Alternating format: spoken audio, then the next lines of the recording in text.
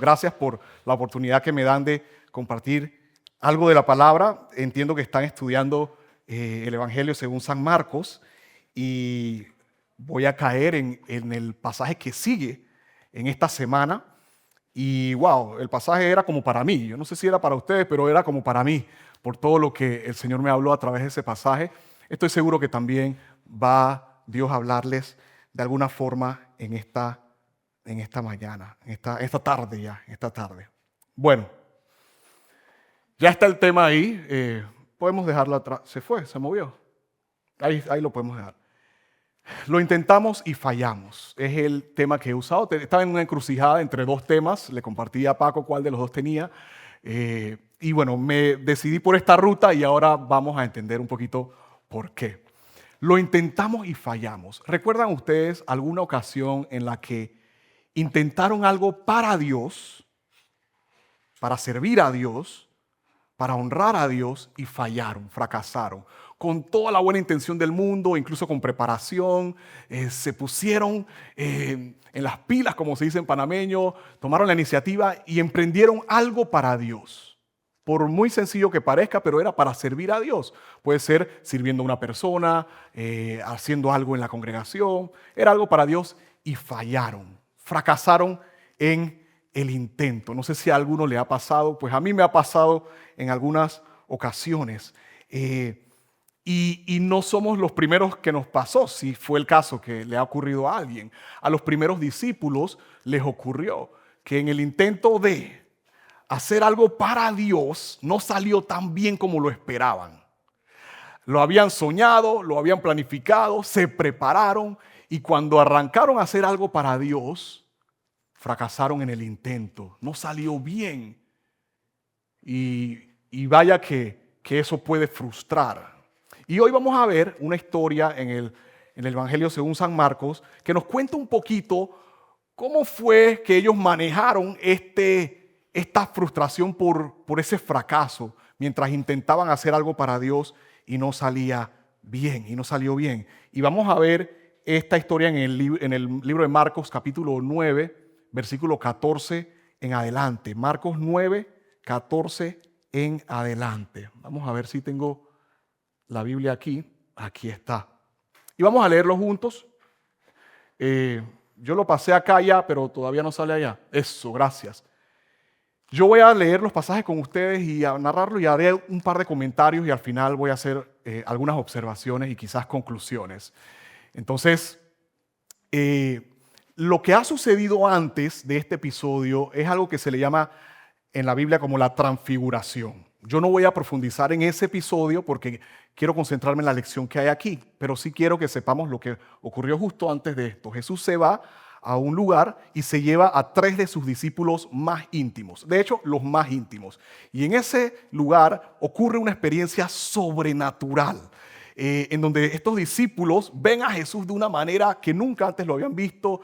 Es una experiencia inusual, divina, sobrenatural. Y bueno, con calma después ustedes verán ese pasaje. Pero eso es lo que ha ocurrido. Jesús está lejos y los otros 9 discípulos se quedaron allá abajo, cumpliendo la misión. Termina el evento de la transfiguración y Jesús regresa a donde están los otros 9 discípulos. Él estaba allá con 3, 9 de sus pupilos, de sus aprendices, se quedan allá abajo. Cuando Él regresa, regresaron a donde estaban los demás discípulos, vieron que a los discípulos los rodeaba una multitud. Y no solo había un pocotón de gente que había llegado ahí porque estaban buscando la ayuda de Jesús, sino que también habían líderes religiosos, maestros de la ley. Y están rodeando a los discípulos y están discutiendo con ellos. Parece que el asunto estaba acalorado. Y Jesús, cuando viene regresando, ve a la multitud, cuando la multitud vio a Jesús, todos se llenan de asombro, dejan a los discípulos a un lado y van a donde Jesús a saludarlo. El siguiente versículo dice que Jesús, cuando ve que está esa discusión ahí acalorada, pues les pregunta qué es lo que pasa, por qué están discutiendo. Había multitud, había líderes religiosos allí y está la gente discutiendo, alborotada. Y Jesús les pregunta, bueno, ¿qué es lo que pasa? ¿Por qué están así? Y un hombre de los que está en la multitud pide la palabra. Este es un papá. Y es un papá que había ido a buscar a Jesús porque tenía una situación muy complicada. Y él lo cuenta, la Biblia lo cuenta aquí. Le dice, maestro, traje a mi hijo para que lo sanaras. Posiblemente este hombre ya sabía algo de Jesús y había quizás o visto o hasta escuchado que Jesús hacía milagros. Y siendo que su hijo tiene una situación muy complicada, lo trae desesperado a Jesús, el que puede dar esperanza. Cuando lo traen de Jesús para que lo sanara, le da la descripción ahora de qué es lo que está pasando. Y dice, está poseído por un espíritu maligno. Ese espíritu no le permite hablar. Este muchacho era sordomudo y le atribuían esto que le estaba pasando a un espíritu maligno. Siempre que este espíritu se apodera de él, miren todo lo que pasa. Lo tira violentamente al suelo y él echa espuma por la boca, rechina los dientes y se pone rígido. Vaya, no me puedo imaginar la impotencia de este papá que está viendo a su hijo pasar por una situación como esta. Esto no es cualquier problema, no es tampoco una enfermedad común. Aquí hay involucrado algo espiritual, un espíritu que está poseyendo a este muchacho, una cosa que supera a cualquiera. Y este papá está desesperado y corre a Jesús buscando ayuda. Cuando llega, Jesús no está, pero están sus discípulos. Y siendo que Jesús no está, él dice, bueno, si están los discípulos de Jesús aquí, ellos pudieran hacer algo, porque ellos andan con él para arriba y para abajo y algo se les tiene que haber pegado. Así que lo que él procede a hacer es pedirle ayuda a los discípulos. Pero miren lo que ocurre. En el próximo versículo dice, aquí mismo al final dice, así que les pedí a tus discípulos que echaran fuera el espíritu maligno. Oh, si ellos son tus seguidores, ellos pueden hacer lo mismo que tú haces. Yo te he visto que tú echas fuera espíritus malignos, ellos también lo pueden hacer. De hecho, a los cristianos al principio se les llamaba pequeños cristos, porque eran imitadores de Cristo. Les pedí a tus discípulos que echaran fuera el espíritu maligno, que ayudaran a mi hijo, pero ellos no pudieron. Y aquí está este papá desesperado, frustrado, impotente, que le cuenta a Jesús en modo ayúdame, pero también en modo queja. Tus discípulos no pudieron hacerlo. Ahora, pongámonos ahora en los zapatos de los discípulos que están escuchando esto, que cuando llega este caso, tienen algo que hacer porque el maestro no está y el papá tiene toda la esperanza puesta en ellos. Algo interesante que está en los capítulos antes, capítulo 3 por allá, es que cuando Jesús llamó a este grupo de muchachos, eran muchachos, pescadores comunes y corrientes, no tenían nada del otro mundo, simplemente estaban disponibles, estaban dispuestos.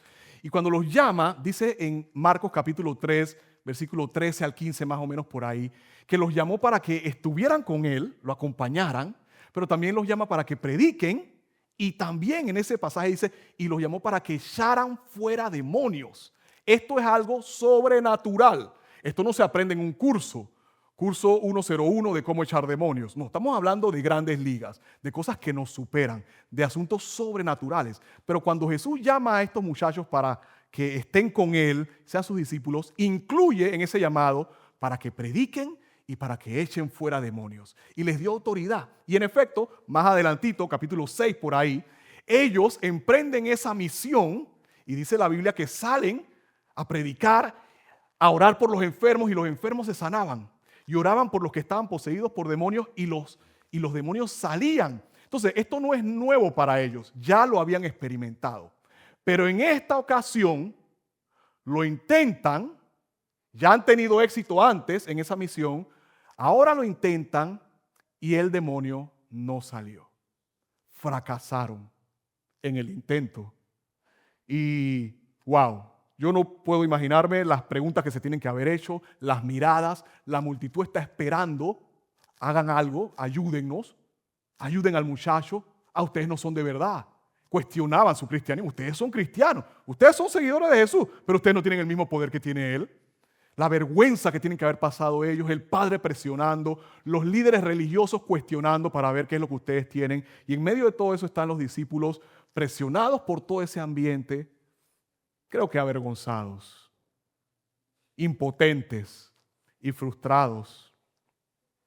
Jesús, no bastando con la vergüenza ya del mismo acontecimiento, ahora Jesús le va a añadir un poquito más. Y cuando se dirige a ellos, miren lo que les dice. ¿Qué dice ahí? 1, 2, 3. Wow. Ya ellos están frustrados porque intentaron hacer la misión, cumplir la tarea que Jesús les dio. Y ahora cuando Jesús regresa y los ve, lo primero que les dice frente a este evento es: gente sin fe, ¿hasta cuándo tendré que estar con ustedes? ¿Hasta cuándo tendré que soportarlos? Esta es la expresión de su maestro, de su Señor, que ante la impotencia de ellos, ante el fracaso de ellos en cumplir la misión, lo primero que les reclama es: ¿dónde está la fe de ustedes? ¿Hasta cuándo voy a tener que soportar esta incredulidad? ¿Hasta cuándo voy a tener que estar entre ustedes? Yo pensé que ya estaban listos, solo añadí yo. Y luego, pues pide que le traigan al muchacho. Recuerden, el papá está ahí desesperado, necesita un milagro. Tráiganme al muchacho. Así que la gente corre y se lo lleva de una vez. Y apenas que el espíritu maligno ve a Jesús, le causó una violenta convulsión al muchacho, quien cayó al piso retorciéndose y echando espuma por la boca, porque reconoce la presencia de Jesús y la autoridad de Jesús y empieza a reaccionar de esta forma. Jesús pregunta al papá: ¿hace cuánto tiempo que le pasa esto? Y el padre contesta: pues desde que era muy pequeño, desde pequeño. Esto no es algo recién. Esta es una batalla que tiene muchos años. A menudo el espíritu lo arroja al fuego o al agua para matarlo. Y después de haberle descrito esto, el papá, desde las entrañas, como un clamor, le dice a Jesús: ten misericordia de nosotros. Misericordia es no recibir lo que uno realmente merece. Lo que oraba Clary y la iglesia hace un rato. Que Él no nos da lo que merecemos. Este hombre se reconoce que Él depende de la misericordia de Jesús. Ten misericordia de nosotros. Y luego le dice: y ayúdanos si puedes. Una oración sincera, desde el alma, clamando por misericordia y pidiendo ayuda. Pero en ese pedido de ayuda, él pone una frasecita que dice: ayúdanos si puedes. Y esto parece que a Jesús le hizo ruido. ¿Y de dónde sacó eso? Pues por la respuesta de Jesús. Jesús le pregunta: ¿cómo que si puedo? ¿Cómo que si puedo? Todo es posible si uno cree.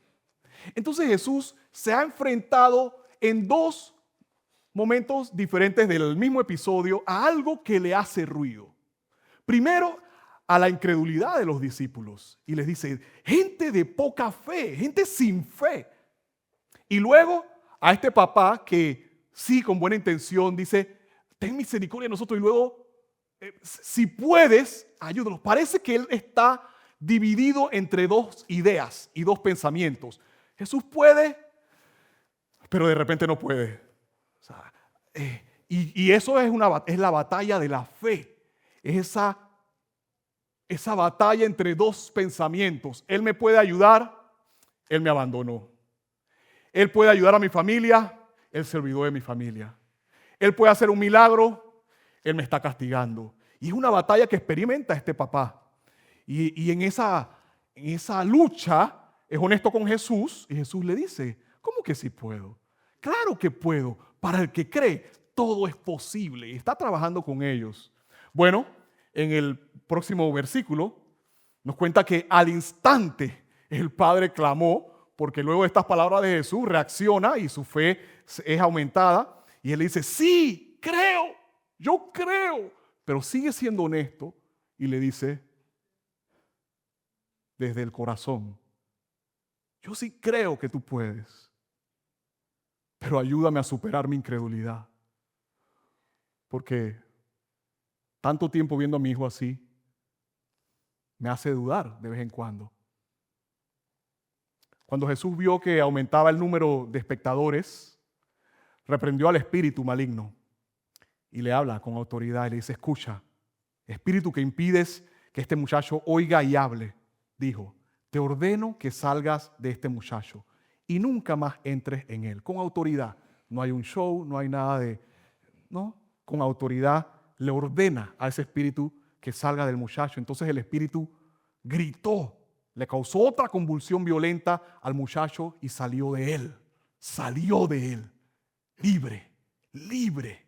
Si algo Jesús vino a hacer es a traer libertad. Libertad. Y wow, no me puedo imaginar el rostro del papá mientras está viendo a su hijo recibir un milagro de Jesús, que desde pequeño ha sido atormentado por un espíritu maligno, pero ahora, por la presencia de Jesús, es libre de todo ese espíritu. Un murmullo recorrió la multitud y la gente decía: está muerto, se murió, porque lo vieron allí, que estaba como paralizado. Pero Jesús lo toma de la mano. ¡Wow! Lo levantó y el muchacho se puso de pie. Eso es lo que hace nuestro bendito Jesús. Lo agarra de la mano, completa la obra y el pelao se para, se pone de pie. Un milagro. Esta familia, pues la vida le cambia, porque es lo que Jesús hace, cambia nuestras vidas. Y cambia el ambiente de lo que está pasando allí, pero no nos olvidemos de un par de amigos que para ellos no es tan grato lo que está pasando, porque ellos intentaron antes orar por este muchacho y no pasó nada, no lo pudieron ayudar, y se supone que ellos tendrían que haber podido ayudar al muchacho. Lo intentaron, pero ellos fallaron. Así que lo más lógico es que ocurra lo que pasó aquí. Más tarde, cuando Jesús quedó a solas en la casa con sus discípulos, yo me imagino que cuando iban camino a casa, nadie hablaba. Todo el mundo callado. Después de nosotros hicimos una gira hace un tiempo en la iglesia y vaya, salió mal. Y mis padres me habían dicho que no fuéramos. Pero yo fui más inteligente que ellos, ¿no? Y yo dije, no, vamos ahí, tenemos que ir. Y cuando fuimos, vaya, no fue lo que esperábamos. No voy a dar la descripción, pero no fue lo que esperábamos. Y luego era una zona roja, así que yo llevé a mis padres en mi carro y cuando íbamos de regreso, nadie hablaba. Estamos ante la presencia del fracaso del pastor ese, que intentó con buena intención servir a Dios, hacer esto, la iniciativa, pero cuando fuimos para allá, no era lo que esperábamos. Wow. Yo sentía tanta vergüenza, impotencia, ganas de llorar. Decía, wow, ¿por qué fracasamos? ¿Por qué no salió bien? Bueno, estos muchachos se sienten así y le preguntan directamente a Jesús, ¿qué pasó? ¿Por qué nosotros no pudimos echar fuera ese espíritu maligno? ¿Por qué nosotros no lo logramos?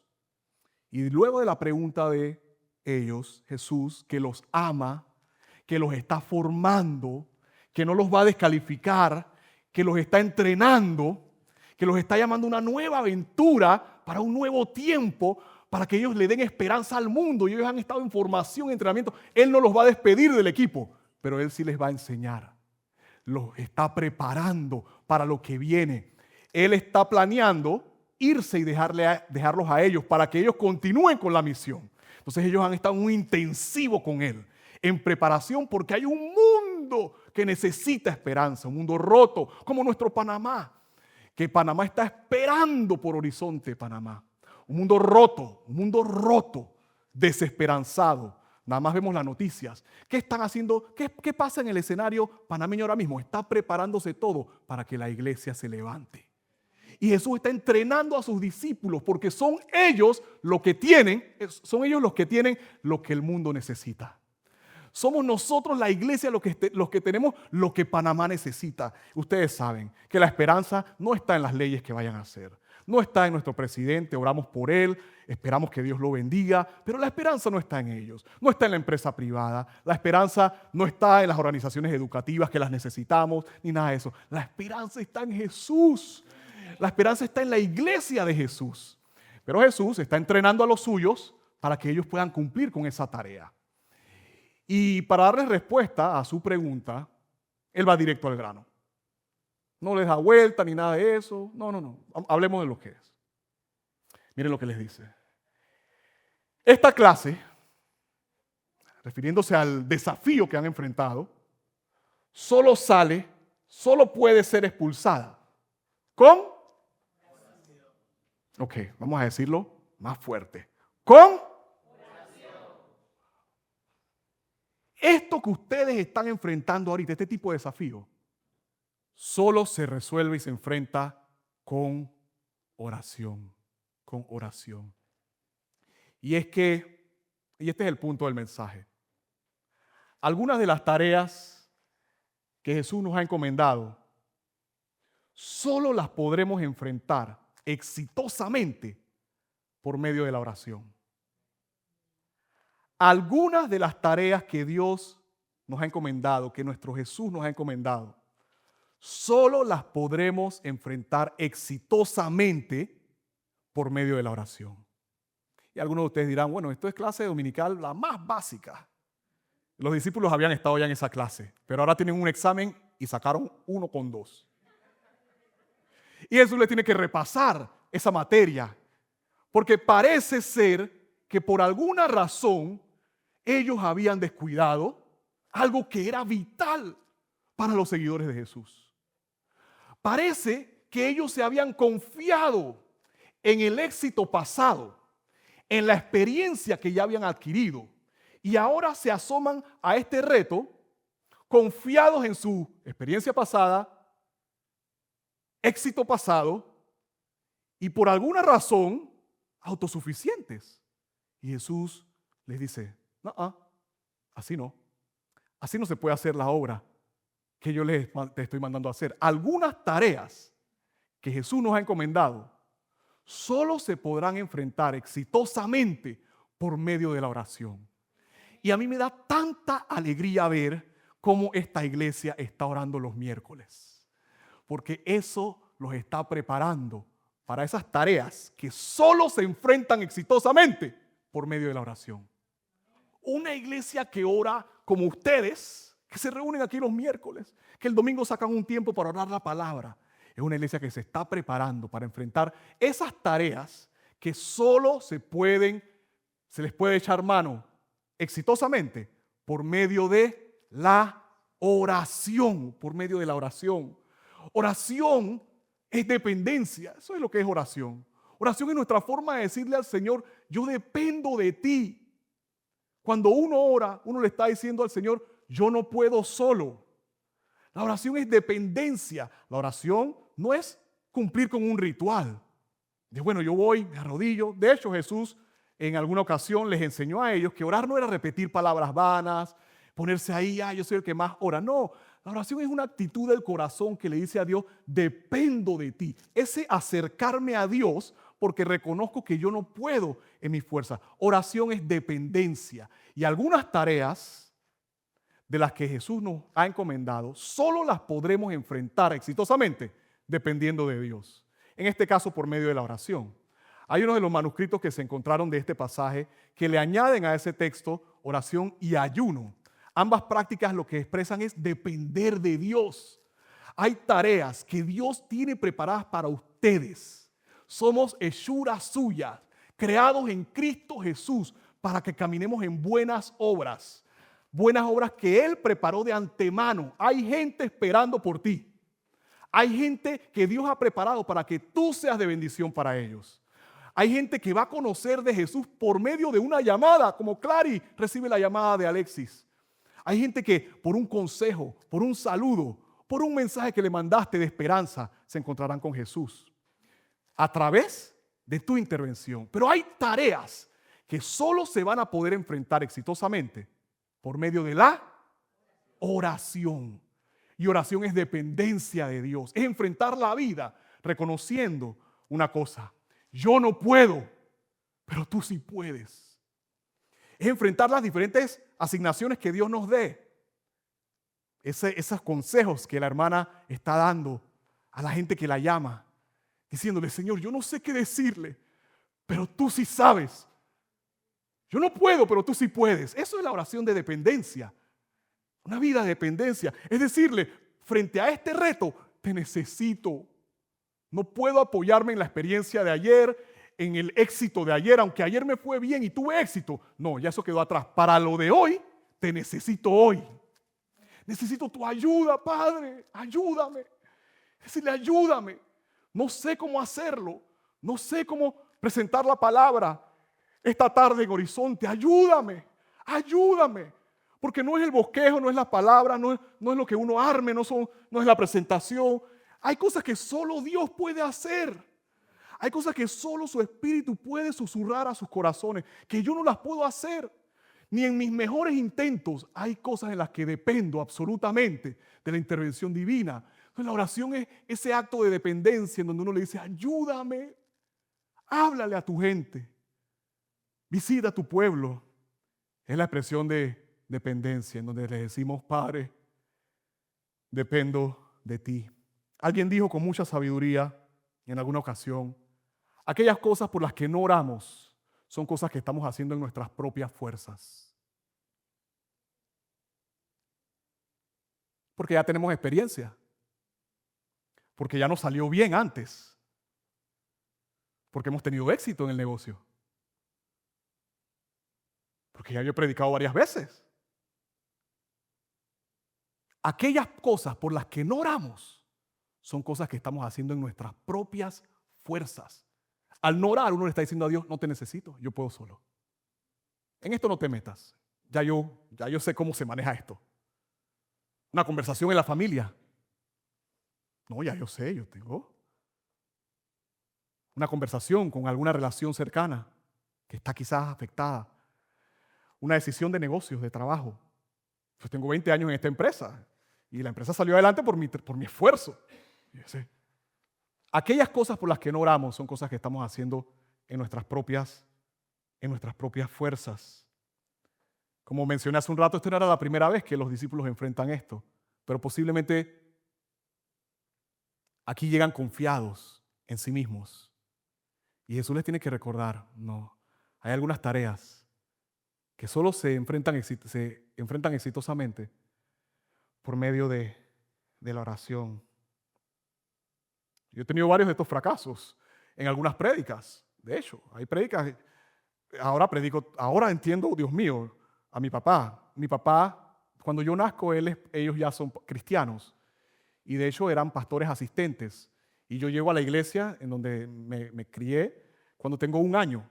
Mis papás estaban en sus 30, comenzando sus 30, como pastores asistentes en una plantación de iglesia hace 43 años. Ellos llegan a plantar una iglesia ahí en Los Libertadores y llegan como pastores asistentes. Así que yo desde que tengo 1 año estoy ahí, en la iglesia, y ahí he crecido.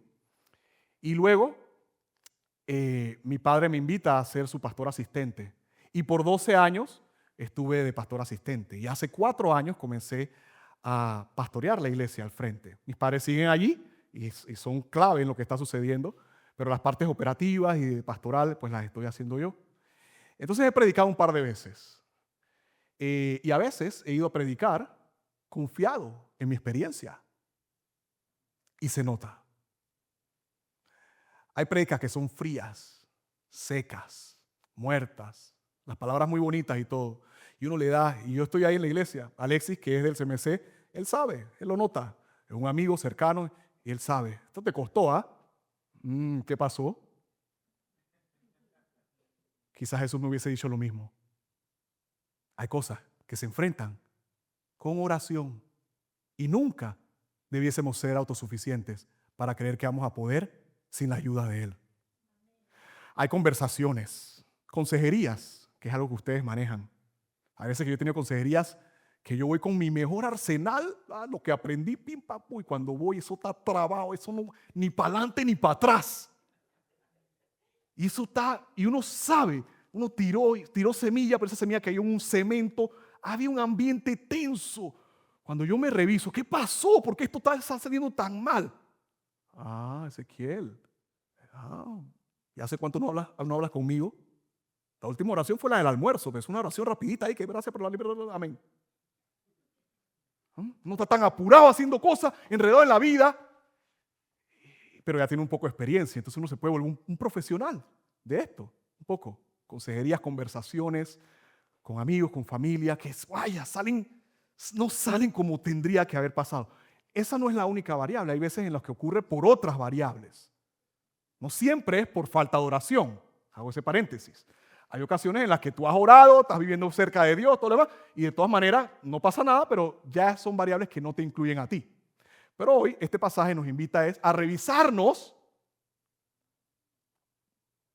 y a chequear el área de dependencia de Dios y enfrentar los retos de la vida y las tareas que Jesús nos ponga con dependencia, con dependencia. Ellos no fallaron porque no sabían qué hacer. Ellos fallaron porque dejaron de depender. Ellos sabían qué hacer, pero dejaron de depender. Y esto Jesús se los había modelado muy bien a ellos. Después de días largos de trabajo, si había alguien ocupado, era Jesús. Si había alguien que estaba tiro y tiro, era Jesús. Y Marcos nos los explica muy bien. Al día siguiente, de inmediato, de una vez, acción. Por todos lados estaba Jesús. Si había alguien que podía estar cansado, era Jesús. Pero en las madrugadas, cuando todos estaban durmiendo, se paraba muy tempranito a un lugar solitario a conectarse Jesús en su humanidad. Se escapa para conectarse con el Padre, porque Él reconocía que en su humanidad dependía del Padre. Y me imagino a Jesús a solas con el Padre. Padre, dame fuerzas, estoy agotado, esto es demasiado abrumador. Enfermedades, demonios, problemas de la gente. Parece que nunca acaba. Todo el mundo tiene expectativas de mí. Dame fuerzas, dame fuerzas. Dame sabiduría. ¿A dónde debemos ir? ¿Dónde nos detenemos? ¿Cuándo seguir? ¿Cuándo parar? Dame sabiduría para manejar mis relaciones con los discípulos. Dame sabiduría, Padre, para manejar la presión y los ataques de los fariseos y los que me acusan y de los que cuestionan que yo vengo de parte tuya. Dame sabiduría, dame fuerzas cuando se está acercando a el Getsemaní para enfrentar la cruz. Y en medio de sus tiempos de oración con el Padre, recibía fuerzas. Era renovado, era fortalecido, recibía claridad. Jesús les modela esto a sus discípulos. Por su paso aquí en la tierra, nunca dejó de depender del Padre en su humanidad. Algunas de las tareas que Jesús nos ha encomendado, solo las podremos enfrentar exitosamente por medio de la oración. Entonces, ¿qué hacemos? ¿Qué hago? ¿Por dónde comienzo? A veces yo he orado eso al Señor. Señor, no sé ni por dónde comenzar. Sé que Él me está llamando a algo. Muchas veces a mí me ha llamado a esto, a depender más de Él. No sé ni por dónde comenzar. ¿Qué digo? ¿Qué oro? No tengo ni fuerzas. Una frase de nuestra iglesia en esta a veces es, no tengo ganas ni de tener ganas. ¿Alguien entiende de lo que le hablo? No tengo ganas ni de tener ganas. ¿Por dónde comienzo? No sé ni qué orar. Ya puse mis canciones favoritas. No siento ni las moscas aquí. ¿Por dónde comienzo? ¿Qué digo? A los 2 minutos de haber empezado, me desconcentro, estoy pensando, ¿por dónde arranco? Bueno, algunas ideas prácticas. Pues lo primero, encomendarte. Encomiéndate al Señor cada vez que tengas tareas que enfrentar, que tú sabes son desafiantes. Encomiéndate, Señor, aquí estoy, ayúdame. Dame tu sabiduría, quiero hacer esto en tu fuerza. No es con mis fuerzas, no es con mis habilidades, es por tu Santo Espíritu. Esa es una oración rápida. Cada vez que tienes una conversación, Señor, esta conversación que voy a tener, por favor, Espíritu Santo, ayúdame, guíame. Esta interacción de negocio en el trabajo, ayúdame, Señor. Dame sabiduría, muéstrame la salida. Esa reconciliación con algún familiar, las diferentes tareas que hemos de tener. Una oración rapidita que le diga al Señor, ayúdame, Padre, ayúdame. Yo recuerdo cuando yo comencé a servir en la iglesia, era cantar y me daba pánico. Yo tenía muchos complejos, muchas inseguridades y me acuerdo que lleno de temor, así como estaba sentado ahí, venía el momento, tenía dolor de estómago, diarrea, ganas de vomitar, de los nervios, todo eso. Y me acuerdo que el Señor me recordaba versículos y yo empezaba a orar los versículos. El Espíritu del Señor está sobre mí y me ha ungido para proclamar libertad. Y con esa actitud, Roberto estaba en esos tiempos en Macarios, en el grupo de jóvenes cuando yo cantaba. Con esa actitud yo iba temblando pero orando, me encomiendo a ti. Ayúdame, ayúdame. Anita, Dios mío, wow, qué bendición las alabanzas aquí. Cuando yo comencé a... Pero yo iba encomendándome, ayúdame Señor, ayúdame. Y poquito a poquito, poquito a poquito, el Señor me fue dando fuerzas y ayudándome. Encomiéndate en medio de las tareas. No dejes de encomendarte al Señor nunca para nada. En todas las áreas encomiéndate. Lo segundo, cultiva. Cultiva una relación con Él. Separa un espacio que te permita cultivar la relación. No tiene que ser tanto tiempo. Comienza con 5 minutos. Si nunca lo has hecho, 5 minutitos en el día que son para hablar con Dios. Aquí estoy, te necesito, háblame. Al día siguiente te va a gustar los 5 minutos, métele 10. Después, cuando tienes una buena conversa, tú no quieres que se acabe. Y con Jesús se tienen buenas conversas. Así que al día siguiente tú quieres 15. Y ahí te vas. Y eso, ¿cuánto fortalece un buen tiempo de conversación con el Señor? ¿Cuánto nos alinea, nos afina los oídos? Y por último, separa. De vez en cuando separa tiempo para retirarte, para concentrarte con Dios, para proyectos especiales. Vete un fin de semana, alquila una casa en algún lugar, los que tengan esa posibilidad, para hablar con Dios. O una tarde, me voy para el mall, me siento en una cafetería a hablar con Dios, preparándome para lo que Él tiene para mí por delante. No todo se resuelve con esfuerzo, estrategias, experiencia. No. Hay cosas que solo se logran orando. No se trata de cuántas veces lo hayas hecho antes. Hay desafíos que exigen una conexión más profunda con Dios. Y yo creo que para lo que Dios los está preparando a ustedes, viene un tiempo de mayor intimidad con Dios. ¡Wow! Van a cambiar Panamá para la gloria de Dios. Una persona a la vez, una familia a la vez. Y Dios los está preparando. La preparación está los miércoles de oración, pero también cada uno en sus lugares secretos. Los discípulos tuvieron un segundo chance, aprendieron la lección. Y en el libro de Hechos, ellos ahora son la gente que más ora. Y si usted hace una búsqueda en ChatGPT por ahí, pone, mencióname momentos en los que los discípulos oraron en el libro de Hechos. Montón, de arriba abajo, porque aprendieron la lección. Y sabían que para poder cumplir la misión, necesitaban depender de Dios en oración. No tienes que tener oraciones súper elocuentes ni tan elaboradas. A veces, ni siquiera hay que decir palabras. A veces es solamente levantar las manos. Gracias, Señor, por mi familia de Horizonte, Panamá. Gracias por lo que estás haciendo en esta casa hermosa. Gracias por cada persona, por cada familia, por cada niño, por cada joven, por cada adulto, por cada uno de nuestros hermosos ancianos. Gracias. Gracias por llamarles como llamaste a los discípulos. Y gracias por darnos oportunidades. A mí me has dado un montón. Gracias. Permítenos recomprometernos contigo, particularmente en el área de la dependencia de Dios, a través de la oración. Porque cuando oramos y estamos conectados contigo, aumenta nuestra fe. Esa fe para enfrentar los retos que tenemos por delante. Gracias por cada discípulo, por cada discípula de Jesús, de este lugar. Oro por hambre, hambre por Jesús, hambre por hablar con Jesús. Despierta el hambre y usa lo que tengas que usar para que regresemos a las rodillas, al clamor, al lugar secreto, a la dependencia. Gracias por lo que has comenzado en esta familia de fe. Y gracias por lo que vas a hacer, por toda la gente que recibirá esperanza por medio de el Cristo que vive en Horizonte, Panamá. Gracias por Juanpi y lo que estás haciendo con él allá en Estados Unidos. Que se lleve el banquete completo, que no se quede nada por fuera. Llénalo, sácialo, conéctalo de manera sobrenatural con gente que es clave para lo que está sucediendo en esta temporada. Dale palabra, dirección. Guarda a Clara y a las niñas aquí en Panamá mientras.